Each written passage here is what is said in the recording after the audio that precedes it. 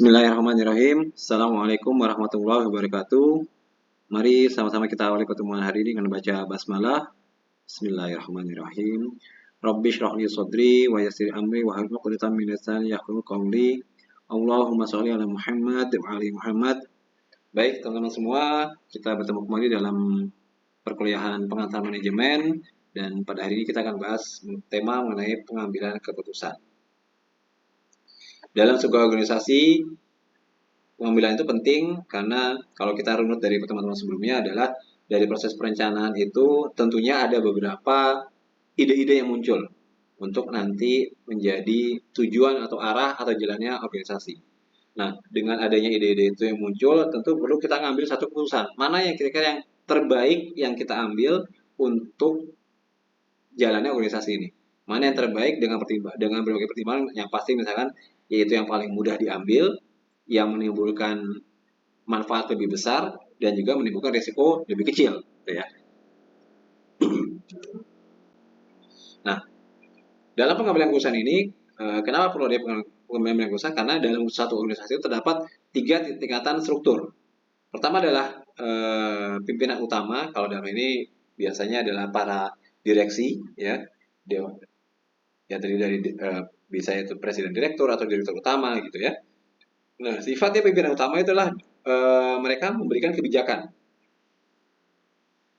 Nah, keputusan nanti akan masuk dalam level mereka sebagai satu kebijakan gitu ya. Dengan nanti dukungan-dukungan yang lain ya, kita akan bahas dengan data yang kuat ya, dengan pertimbangan data-data yang valid dan juga pengalaman mereka sendiri gitu ya. Lalu level menengah. Level menengah ini level manajer, kepala bagian gitu ya. Sifatnya mereka ini masih bisa sebagai pengambil kebijakan di bidangnya masing-masing, di bagian masing-masing, dan juga terkadang juga harus terjun ke masalah teknis, bersifat teknis. Terakhir adalah level staff. Staff ini adalah hanya mutlak teknis karena mereka sebagai orang-orang pelaksana ini, orang-orang karyawan yang operasional di bawah, baik itu di kantor maupun sifatnya yang di luar kantor ya, sebagai tenaga pelaksana. Nah, ini sifatnya dia lebih kepada teknis, tidak untuk membuat keputusan. Nah, apa penyebab sering adanya timbul salahnya keputusan? Pertama, mungkin percaya diri yang berlebih tanpa paham teknis dalam mekanisme keilmuan. Jadi ketika kita mengambil keputusan yang mungkin kita pernah sebelumnya kita pernah bahas ya, bahwa salah satu misalkan budaya organisasi adalah kita memang harus mengambil pola atau budaya yang benar sejak awal dan tuntas. Tapi itu juga didukung dengan data yang kuat. Artinya didukung dengan tadi kepahaman terhadap teknis dan kepahaman terhadap mekanisme keilmuan juga. Tanpa itu ya akhirnya percuma. Kita tidak bisa mengambil keputusan atau bahkan kita malah jadi dalam hati kita ragu ya, karena kita nggak punya ilmunya, kita nggak tahu secara teknisnya ini layak atau tidak dia keputusan seperti ini ya. Nah, kalau lihat gambar seperti ini ya, ini seseorang yang membawa barang, dia nggak bisa lihat depan ya. Dia sudah diingatkan sama orang di depan bahwa hati-hati langkahnya, karena dia percaya dia berlebihan tanpa paham teknis dan mekanisme ilmuwan. Dia bilang apa? Don't advise me. Kedua, jangan khawatir, saya tahu apa yang harus saya kerjakan. Ternyata dia masuk dan lubang gitu ya. Dia tidak mau mendengar dari orang lain, tidak mau mendengar saran dari orang lain. Ini salah satu contoh terlalu percaya diri yang menyebabkan timbul satu musibah, satu kecelakaan. Sehingga apa itu pengambilan keputusan? Yaitu perumusan berbagai alternatif tindakan dalam menghadapi situasi yang dihadapi, serta penetapan pilihan yang tepat di antara beberapa alternatif yang tersedia, tentunya setelah diadakan evaluasi terhadap efektivitas masing-masing alternatif tersebut. Ya, jadi tadi ketika kita satu mengambil keputusan, kita memang dituntut cepat dan tepat, ya, nggak hanya cepat tapi tidak tepat. Cepat dan tepat artinya kita sudah punya dasar, kita sudah punya pertimbangan, dan kita punya keilmuannya terhadap latar belakang keputusan-keputusan atau ide-ide yang akan kita ambil. Yang kita cari dari beberapa ide itu, kita pilih yang A ini karena kita punya pertimbangan, oh ini yang terbaik, dengan ada dasar dari kita sudah punya keilmuannya dan kita sudah punya kemampuan teknisnya. Dan dengan situasi juga yang memang membutuhkan keputusan yang A ini, ya. Jadi itulah pengertian dari definisi dari pengambilan keputusan. Perumusan berbagai alternatif tindakan dalam menghadapi situasi yang dihadapi, serta penetapan pilihan yang tepat di antara berbagai alternatif yang tersedia. Pasti dalam mengambil keputusan itu adanya beberapa alternatif yang tersedia. Dan itu sudah dilakukan evaluasi terhadap efektivitas masing-masing dari alternatif tersebut. Nah, pengambilan keputusan ini timbul kan dari adanya suatu masalah atau malah dari adanya suatu kesempatan. Baik timbul suatu masalah ataupun ada peluang. Ada masalah adalah yang keputusan kita butuhkan adalah alternatif apa yang kita butuhkan untuk menyelesaikan masalah ini. Adanya kesempatan. Pengambilan keputusan yang kita lakukan adalah alternatif apa yang kita lakukan untuk mengambil kesempatan ini yang terbaik. Ya. Jadi adanya masalah atau kesempatan itu menimbulkan suatu tindakan pengambilan keputusan. Barulah kita harus memilih satu alternatif dari beberapa alternatif keputusan yang ada. Proses pencarian masalahnya bisa dilihat dari beberapa situasi yang ada. Pertama, penyimpangan dari pengalaman masa lalu. Jelas, saya sudah beberapa kali sampaikan bahwa dalam hidup ini selalu ada perubahan. Keputusan ini mungkin tepat pada zamannya, pada waktu itu keputusan ini tepat karena kondisi organisasi seperti ini, kondisi lingkungan seperti ini. Tapi ketika zaman sudah berubah, keputusan ini sudah tidak tepat lagi, sudah tidak valid. Nah, itu perlu diambil suatu perubahan. Penyimpangan dari rencana. Adanya penyimpangan dari rencana bisa karena kondisi tadi perubahan-perubahan dari internal maupun perubahan dari eksternal. Yang mau nggak mau harus kita hadapi sehingga kita harus mengambil suatu keputusan untuk bagaimana mengantisipasi terhadap perubahan terjadi ini. Masalah dari orang lain, ya sebagai manusia, sebagai individu, kita pasti punya satu diberi latar belakang atau akal pikiran yang cukup baik sehingga bisa saja orang-orang ini punya satu penyimpangan, satu perbedaan pendapat, dan ini perlu didiskusikan sama-sama. Selanjutnya dari lingkungan. Nah, ini juga sama. Lingkungan itu pasti selalu berubah. Lingkungan selalu berubah, ya. Contohnya saja lah, lingkungan yang tadinya sepi, dengan misalnya kita berdiri satu pabrik gitu ya. Lambat laun, lingkungannya mulai ramai nih. Lingkungannya mulai ramai. Efeknya apa lagi? Masyarakat mulai ramai. Efeknya apa lagi? Pola hidupnya mulai berubah.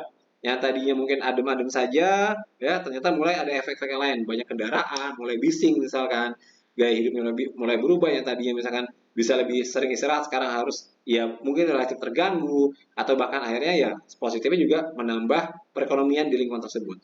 Nah, ini harus ada juga perubahan terhadap keputusan menyikapi perubahan lingkungan di sekitar organisasi tersebut. Nah, dalam pengambilan keputusan ini ada dua tipe. Ada keputusan yang terprogram, ada keputusan yang tidak terprogram. Kalau keputusan terprogram itu adalah keputusan terstruktur atau yang muncul berulang-ulang atau keduanya. Artinya kalau sudah terprogram ini memang sudah kita rencanakan, ya, karena dia terstruktur atau mungkin memang berulang munculnya. Organisasi mempunyai aturan, kebijakan, dan prosedur yang dipakai untuk memberi arahan. Ya, ini keputusan-keputusan yang sifatnya terprogram, sudah terencana nih. Evaluasi misalnya per 6 bulan atau misalnya per semester per 6 bulan gitu ya. Nah, itu nanti lahir keputusan-keputusan terprogram. Nah, keputusan tidak terprogram. Keputusan yang tidak terstruktur. Keputusan tidak terprogram berarti keputusan tidak terstruktur, jarang muncul, atau keduanya. Ya, bisa memang dia tidak terstruktur dan jarang muncul, atau hanya salah satu. Keputusan tersebut berasal dari masalah yang luar biasa atau tidak biasa muncul. Nah, keputusan tidak terprogram ini berarti by accident. Ya, baik. Ada suatu kejadian yang memang di luar planning kita harus ambil keputusan terhadap kondisi ini. Nah, itu sifatnya keputusan tidak terprogram. Tapi tetap juga keputusan tadi dari berbagai alternatif yang untuk mendukung jalannya perusahaan, tujuan perusahaan supaya lebih efektif, lebih efisien, seperti itu. Secara rasional bagaimana untuk mengambil keputusan? Pertama, kita harus meneliti dulu situasi yang ada. Kita pahami masalahnya apa, kita lihat situasi seperti apa, setelah kita pahami baru kita cari apa saja alternatif pemecahan yang bisa kita kembangkan. Setelah kita kembangkan alternatif pemecahannya, kita evaluasi alternatif dan memilih alternatif terbaik. Dari sekian alternatif ada 5, kita ambil satu alternatif, itu harus kita implementasikan. Artinya kita implementasikan harus kita jalankan, karena ini sudah pilihan yang terbaik. Dari hasil implementasi ini barulah terakhir tetap kita lakukan namanya follow up dan kita evaluasi. Kita monitor ya dan kita evaluasi lagi. Benar nggak nih, terpakai nggak nih alternatif yang keputusan yang kita lakukan ini memang sesuai nggak, mendukung nggak? Kalau ternyata memang kurang bermanfaat atau mubah ya bahasa kita ya, kurang bermanfaat, ya kita harus kembali lagi, kita lihat lagi apa alternatifnya kira-kira memang ternyata mensupport. Itu nggak masalah. Namanya kan trial and error gitu ya. Kita mencoba dengan perusahaan ini bisa mensupport nggak? Oh ternyata bisa, ya udah, go ahead, jalankan. Oh ternyata tidak bisa, ya kita coba cari lagi alternatif yang lain. Ya ini kita coba bahas. Meneliti situasi. Tahap pertama adalah meneliti dan mendefinisikan problem-problem baru yang terasa saat dan ada gejala stimulus yang tampak ke permukaan dan menarik perhatian manajer. Setelah kita meneliti situasinya, ini ada gejala seperti ini nih gitu ya. Ya ibaratnya mungkin kalau kita punya kendaraan gitu ya, kok di starternya sudah mulai susah nih misalkan. Nah ini ada apa nih? Nah kita lihat nih situasi ada apa nih? Apakah memang harus diservis misalkan, atau ternyata bensinnya sudah mau habis, atau ya ada kendala lain, itu harus kita kita lihat situasinya. Baru kita cari alternatif pemecahannya. Setelah problem teridentifikasi, kita sudah tahu sudah mengidentifikasikan problemnya itu apa. Manajer dapat mengembangkan alternatif pemecahannya. Manajer diharapkan dapat menghasilkan alternatif yang jelas ya dan kreatif meski ada beberapa keterbatasan dalam setiap alternatif. Itu tadi ya. Sebanyak mungkin ide yang bisa dikembangkan, bisa dituangkan, dan itu didiskusikan sama-sama, dicari mana yang terbaik. Artinya terbaik adalah dia bisa efektif dan efisien, dia bisa hemat, dia bisa mempermudah proses mungkin, tapi juga dia bisa menghasilkan hasil lebih maksimal, seperti itu. Cari alternatif yang terbaik dari situ. Lalu mengevaluasi alternatif dan memilih alternatif terbaiknya. Nah ini tadi ya, salah satunya alasannya kita cari itu yang terbaiknya apa. Alternatif yang dikatakan memuaskan bila dapat memecahkan masalah yang ada. Ya, setelah suatu alternatif lulus, ya dalam tanda kutip tadi lulus artinya bisa kita gunakan gitu ya. Menghadapi pertanyaan-pertanyaan saringan, selanjutnya adalah menentukan alternatif terbaik dari beberapa alternatif yang ada. Idealnya alternatif terbaik adalah alternatif dengan skor paling tinggi untuk setiap pertanyaan saringan. Jadi biasanya kita bikin kayak flowchart ya, untuk case ini nanti bobotnya berapa, untuk alternatif ini nanti bobotnya berapa, nanti kita bisa bandingkan bobot yang terbaik, itulah yang kita gunakan. Barulah kita implementasikan. Selanjutnya adalah merasakan alternatif yang telah kita pilih, kita jalankan secara komitmen bersama-sama. Dan terakhir adalah follow up dan evaluasi. Hal ini dilakukan untuk memastikan bahwa pelaksanaan keputusan yang diambil mengenai sasaran atau tujuan yang ingin dicapai. Jadi jangan sudah kita implementasikan, kita terus ya udah kita tidak memonitor, kita tidak mengevaluasi juga. Ya ini hasilnya akan nol besar malah. Kan sesuai tadi definisi manajemen dari awal, planning, organizing, ada actuating atau implementasi, dan ada controlling.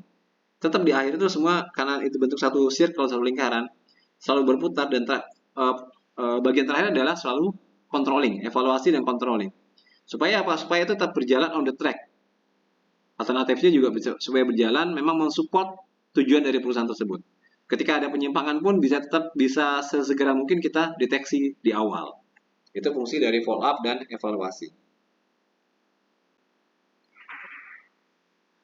Nah, dalam proses pengambilan keputusan, intinya adalah kita harus mengetahui kunci pokok keberhasilan implementasi keputusan. Di mana ya pertama kita harus punya komitmen dulu ya, dari alternatif tadi yang kita ambil yang terbaik, kita harus komit sama-sama, walaupun awalnya ada perbedaan, tapi kita harus komit sama-sama mengambil keputusan tersebut.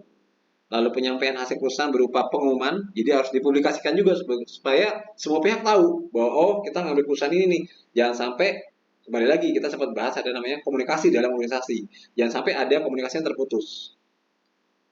Jumlah dan kualitas personal yang akan melaksanakan keputusan disesuaikan, jangan sampai terkesan dipaksakan orangnya tidak mensupport gitu ya, tapi memang disesuaikan jumlah orangnya untuk bisa mensupport keputusan tersebut. Lalu juga disupport fasilitas yang mendukung pelaksanaan tersebut, waktu pelaksanaannya kapan, dan pertanggungjawaban dari pelaksanaan keputusan. Artinya siapa yang in charge, siapa yang bertanggung jawab, ya, siapa yang nanti akan memberikan penjelasan ke atasannya lagi terhadap keputusan yang akan diambil tersebut. Walaupun kita secara tim ya tetap harus ada penanggung jawabnya juga gitu ya. Jika keputusan itu gagal, tadi ya, jika ternyata dari hasil evaluasi ternyata, oh ini nggak sesuai nih, ternyata nggak bisa diterapkan. Pertama kita harus sadari dulu nih, jangan kita keras kepala untuk yakin, oh masih bisa gitu ya. Walaupun tadi ya bukan juga dengan gampang, oh gagal langsung langsung kita kita mundur, enggak juga. Tapi kita tahu ini sudah gagal, kita mencoba udah nggak bisa, kita sadar dulu bahwa itu gagal. Kita coba flashback, ya kita melangkah mundur, kita ganti, dengan alternatif yang baru, ya otomatis kita ubah alternatif tersebut dengan yang kira-kira yang bisa mensupport tujuan dari organisasi tersebut dengan pola yang baru. Kalau ternyata masih belum bisa juga untuk bisa memecahkan masalah, jalan terbaik adalah jangan suka-suka kita untuk berkonsultasi, selalu berkonsultasi, berkomunikasi, ya. Itu poinnya. Kita konsultasi dan komunikasi.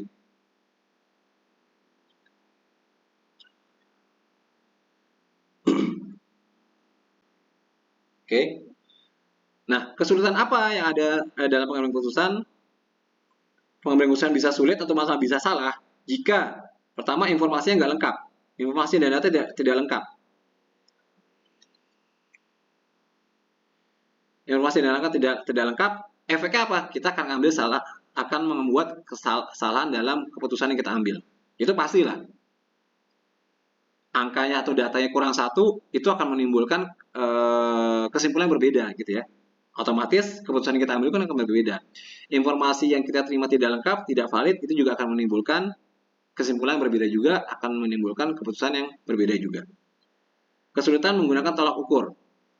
Kita belum pernah menggunakan tolak ukur yang standar mungkin, atau tolak ukur berbeda-beda, sehingga kita bisa tidak tahu bahwa ini layak untuk diganti atau tidak gitu ya, atau ini keputusan ini memang mencapai targetnya, kita tidak punya tolak ukur yang standar.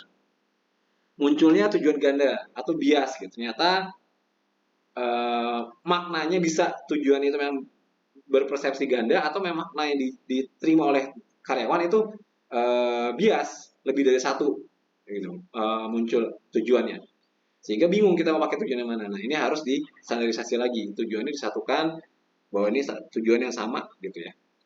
Ada yang lebih dari satu orang yang berwenang mengambil keputusan. Nah, kenapa tadi perlu ada satu orang penanggung jawab? Karena tadi namanya penanggung jawab, orang yang punya wewenang itu harus satu sebagai leadernya, entah dia leader dari tim leadernya atau sudah level dalam manajer ya, itu harus satu orang. Karena ketika dia lebih dari satu orang, ya akan timbul tadi miss. Ya, kita kan mempunyai latar belakang berbeda-beda nih, kita mempunyai akal pikiran yang berbeda-beda. Ketika kita punya ide, ya wajar saja kita masing-masing pengen ide kita yang lebih diakui gitu ya, sehingga nanti malah akhirnya keputusan nggak tercapai, malah timbul gesekan masing-masing. Jadi yang berwenang itu di satu orang, sehingga semuanya juga satu pintu. Timnya pun atau yang menjalankan itu tahu harus lapor kemana. Tim leadernya tahu harus mendelegasikan ke siapa saja. Seperti itu. Itu kendala-kendala yang dihadapi dalam pengambilan keputusan. Baik, demikian materi tentang pengambilan keputusan. Semoga bermanfaat, bisa menjadi amal jariah buat kita semuanya, bisa kita manfaatkan, insya Allah, baik secara kita pribadi maupun untuk lingkungan sekitar kita. Jangan lupa, saya titip mari kita saling mendoakan, semoga kita selalu diberikan kesehatan, keberkahan dalam kehidupan kita dan menuntut ilmu. Kita akhiri sama-sama dengan baca hamdalah, alhamdulillahirobbilalamin, wabil hidayah wa taufik, ihdinas siratal mustaqim. Assalamualaikum warahmatullahi wabarakatuh.